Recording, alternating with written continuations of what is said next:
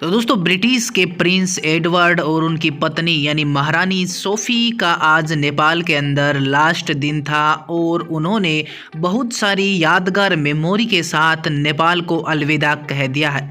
और दोस्तों नेपाल में अपने अंतिम दिन के अंदर अगर हम बात करें उनके बेस्ट मोमेंट की, तो उन्होंने नेपाल के जो गुरंग कम्युनिटी है उनके लोगों के साथ यहाँ काफ़ी समय बिताया है। जैसे ही वो गुरंग कम्युनिटी के लोगों के पास उनसे मिलने के लिए आए तो उन लोगों ने ज़ोरदार उनका स्वागत किया, माला पहनाकर, साफा पहनाकर।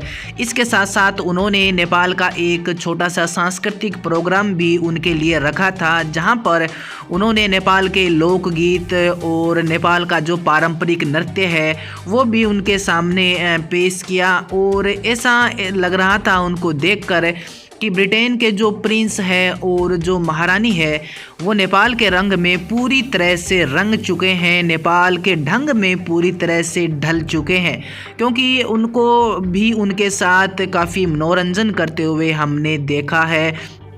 और एक यादगार मेमोरी के साथ आज उन्होंने नेपाल को अलविदा कह दिया है। जैसे ही वो यहाँ से अलविदा उनको कह रहे थे तो पूरी जो गुरंग कम्युनिटी के लोग हैं वो उनको बाय बाय बोलने के लिए वहाँ पे खड़े थे और उनको रवानगी दे रहे थे। और ब्रिटेन के प्रिंस और सोफी ने पूरे नेपाल का और नेपाली लोगों का तहे दिल से धन्यवाद दिया है और उन्होंने ये कहा है कि हमारे जीवन की ये बेस्ट यात्रा है। इससे पहले हमने इतने शानदार मोमेंट, इतने शानदार लम्हे कभी नहीं बिताए थे जो नेपाल में आने के बाद हमने बिताए हैं। और उन्होंने कहा है कि नेपाल न केवल एक प्राकृतिक सुंदरता वाला देश है बल्कि यहाँ के जो लोग हैं, यहाँ की जो कम्युनिटी है वो भी बिल्कुल नेचुरल हमें दिखाई दे रही है।